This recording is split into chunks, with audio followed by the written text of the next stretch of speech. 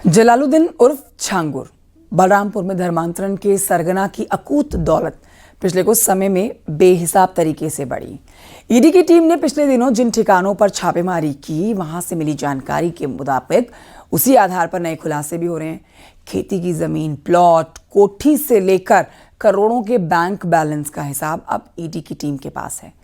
5 दिन की रिमांड पर ईडी की टीम अब नग बेचने वाले करोड़पति फकीर के साम्राज्य से जुड़े सवाल उससे पूछेगी। देखिए रिपोर्ट।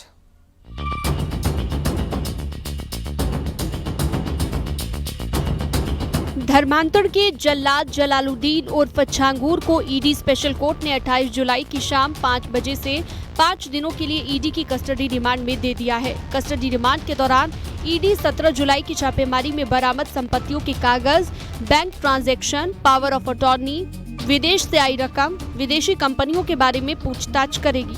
छांगुर के अवैध धर्मांतरण सिंडिकेट की मनी लॉन्ड्रिंग के तहत अब तक की ईडी जांच में 22 ऐसे बैंक खातों की जानकारी मिली है जिसमें 63,90,000 रुपए आए हैं। इसमें तमाम रकम विदेश से भी आई है। ईडी ने अभी तक जांच में इस बड़ी रकम को संदिग्ध माना है। छांगुर गैंग के संदिग्ध खाते नीतू नवीन रोहरा के बैंक खाते में 14 करोड़ 9 लाख रुपए जमा हुए। नवीन रोहरा का खाता जिसमें 8 करोड़ 17 लाख रुपए जमा हुए। नवीन रोहरा के दूसरे बैंक खाते में 11 करोड़ जमा हुए, तो वहीं नवीन का तीसरा खाता जिसमें 7 करोड़ 66 लाख रुपए आए। नवीन का चौथा अकाउंट जिसमें 12 करोड़ 99 लाख रुपए जमा हुए। नीतू नवीन अरोड़ा का ज्वाइंट अकाउंट जिसमें 1 करोड़ 48 लाख रुपए आए। छांगुर का बैंक खाता जिसमें 41,51,000 रुपए आए। नवीन रोहरा का एसबीआई का खाता जिसमें 2 करोड़ 49 लाख रुपए आए। नवीन रोहरा का एसबीआई का दूसरा खाता जिसमें 5 करोड़ 12 लाख रुपए आए। आशंका यह है कि इस रकम के बड़े हिस्से का इस्तेमाल अवैध धर्मांतरण में हो सकता है। 5 दिन की कस्टडी रिमांड में छांगुर से उसके अवैध धर्मांतरण सिंडिकेट से जुड़े हुए 22 बैंक खाते जिनमें 63 लाख से ज्यादा की रकम आई है। 2 बैंक खातों में यूएई से भी रकम आई है।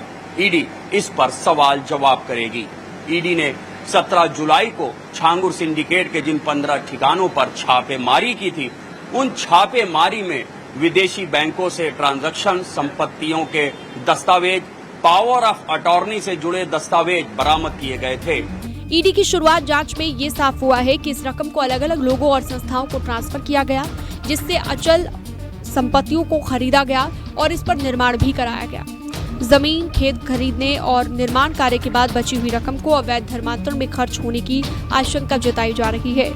करीब 3 करोड़ 45 लाख रुपए अपना घर कंस्ट्रक्शन को ट्रांसफर किए गए, जिससे तबेला, अस्पताल और छांगुर की कोठी का निर्माण हुआ है। निर्माण कार्य में कुल 12 करोड़ रुपए खर्च हुए हैं, जबकि अपना घर कंस्ट्रक्शन को पेमेंट कुल 5 करोड़ 70 लाख रुपए ही दिया गया। इसलिए अपना घर कंस्ट्रक्शन के मालिक ने छांगुर और उसके सहयोगियों के खिलाफ एफआईआर दर्ज कराई थी। ईडी को अब तक 22 बैंक ट्रांजैक्शन की जानकारी मिल चुकी है, जिनमें 63 करोड़ रुपए आए हैं और यही रकम संपत्तियों को खरीदने में, निर्माण कराने में खर्च की गई है। इससे जो रकम बची है उसका इस्तेमाल अवैध धर्मांतरण में किया गया है, ऐसा शक जताया जा रहा है। इसी शक को पुख्ता करने के लिए ईडी कस्टडी रिमांड में सख्त सवाल करेगी। 17 जुलाई को छांगुर सिंडिकेट से जुड़े हुए 15 ठिकानों पर छापेमारी के दौरान खुलासा हुआ कि छांगुर ने नवीन रोहरा और नीतू रोहरा के साथ मिलकर कई अचल संपत्तियां साल 2020-21 के दौरान खरीदी हैं। लगभग हर लेन देन में छांगुर की हिस्सेदारी है। छांगुर गैंग की अचल संपत्ति: उतरौला में 3 बीघा खेत, कीमत 65 लाख रुपए। 9,000 स्क्वायर फीट की कोठी, कीमत 64 लाख रुपए। मधुपुर में 5 बीघा खेती वाली जमीन, कीमत 1 करोड़ 25 लाख रुपए। लालगंज बलरामपुर में 1250 प्लॉट, कीमत 1 करोड़ 15 लाख रुपए। मधुपुर में 3 बीघा कृषि योग्य जमीन, कीमत 42 लाख रुपए। करीब 4 करोड़ 11 लाख रुपए की अचल संपत्ति। जाहिर है कि धर्मांतरण सिंडिकेट के बैंक खातों में जमा रकम से लेकर अचल संपत्ति पर ईडी की टीम ने सबूत जुटाए हैं। अब रिमांड के दौरान सच सामने आएगा और पूछताछ पता चलेगा कि अकूत दौलत के पीछे राज क्या है और कहां-कहां से फंडिंग की गई है। ऋषभ मणि त्रिपाठी, न्यूज़ 18, लखनऊ।